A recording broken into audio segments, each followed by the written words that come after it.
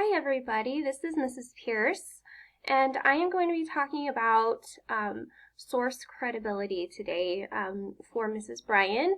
We collaborated on this tutorial, so I'm going to kind of go over it with you and show you what you need to know before you start looking for things that are online that may or may not be credible.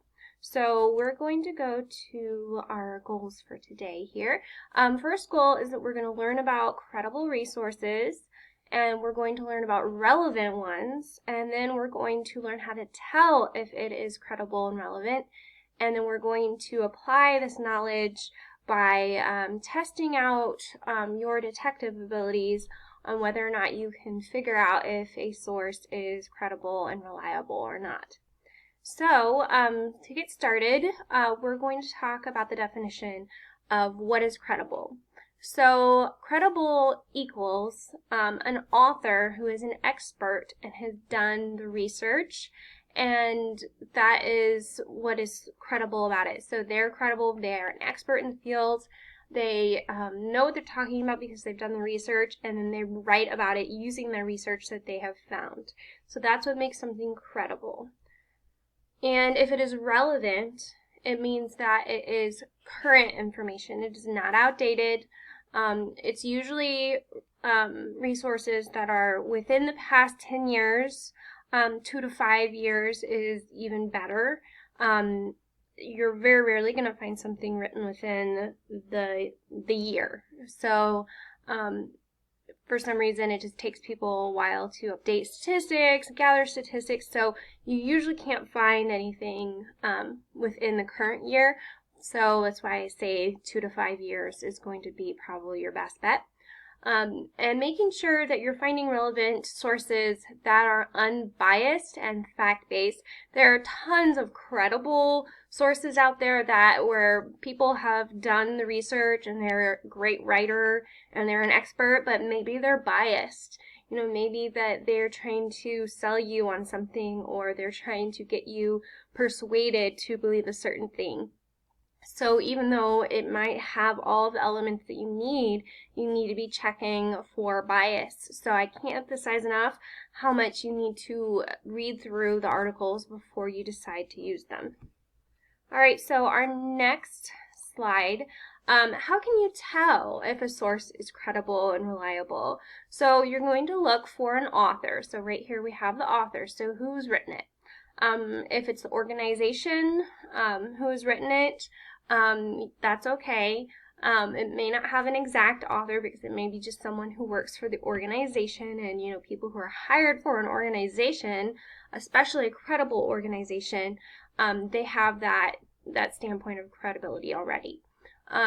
If it's biased or unbiased, so why are they writing this? What is the purpose of this article? Are they trying to persuade you to go into nursing? Are they going to persuade you to go into football? You know, what is their goal for what they're writing? The credibility, so that's how are they coming across with their resources that they are using within their article? Are they backing up their claims? Is there a date of when this is written? Some websites, some articles do not have dates. There's a lot of them that do not. And a lot of time you'll have to look at the copyright of the website itself. That's usually located at the very bottom of a website, or if there's an about page, if they have a copyright somewhere, or when the website was created, that will give you at least a little bit of clue of how up to date the information is. So the facts. So what is factual about their article? This is very important to see facts, see statistics, their claims, that they have things that are backing them up, that they're just not, you know, pulling them out of thin air. Do they have references? Where are their references? Are they referencing organizations? Are they referencing government websites? You know, do they have any basis for their claims at all? And are they actually listing those references somewhere? Is the website trustworthy? Investigate the author if you can, if they have an author. If they have links to other pages, do these links work, or do these links just send you some random place? That is a clue on whether or not it is a worthy article. Is there opinions that are fact-based, or is it a personal bias of some sort? It's very important to have a neutral ground for whatever articles you're using. All right, so well, we just went back. Oops, sorry. All right, so how can you tell? So we've got articles and websites with a .gov. Those are usually really good. They're government websites. They have been vetted by people who are experts in the field. .edus are also usually very good, although you might want to check for bias on those because they might be persuading you to go to school. And if they're persuading you to go to school somewhere, then they may want money from you. Because a lot of times there are for-profit universities and non-for-profit universities. There's websites that are trying to just sell you on something, whether it's education or a product. So you just got to be aware. And some .orgs are good, but some are not. Some are organizations that have some sort of agenda. So you've got to be aware of that. If it has an about page, you definitely want to read it. You can also use this website, careeronestop.org.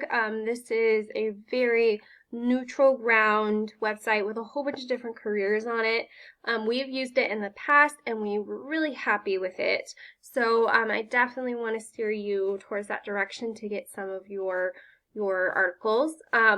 Reliable articles are, like I said, written in the past 10 to 20 years. I recommend 2000 to present as up to date as you can find. Credible articles have an author who's an expert. We've already talked about that, and they're fact-paced. They're not biased. So be sure you're checking for that. That's why you need to read the articles before you decide to use them. And do they have references, as we've already mentioned. So we're going to go through 2 examples here so that I can show you all of these things that I've been discussing. So I'm not just telling you, I want to show you. So this is our first example. I just click on the link and we're going to go right to it here. All right, so this is registerednursing.org. So it's a .org, so that's great. That is 1 point for this. It was last updated December 2019. That's really good. That was not that long ago. So you can see the date right here. It was updated and verified December 17th, 2019. That's great. So then we scroll down over here.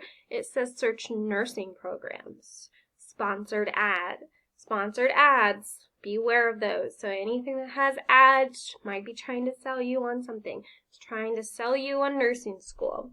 So this may or may not be a biased article, and it is very long for sure. They've got nursing career FAQs. They do have links here, so you might want to, check on some of these links to see if they actually go somewhere good. This says top 5 industries with the highest levels of RN employment in 2018. So what does this link do? Where does this take us? Oh, it takes us to the U.S. Bureau of Labor Statistics. So that's good. It takes us to a government website with statistics that they are using. So, hey, that is another point for this one. So I think I need to actually go back. There we go. So we clicked on a link and it worked and it sent us somewhere good. So, hey, that is another point for this. There's tons of other links down here as well to look at, and other types of nurses.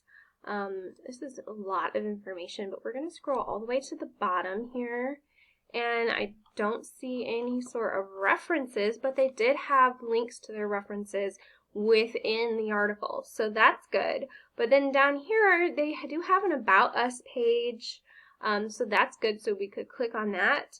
And then it says, please note the contents of this website are for informational purposes only.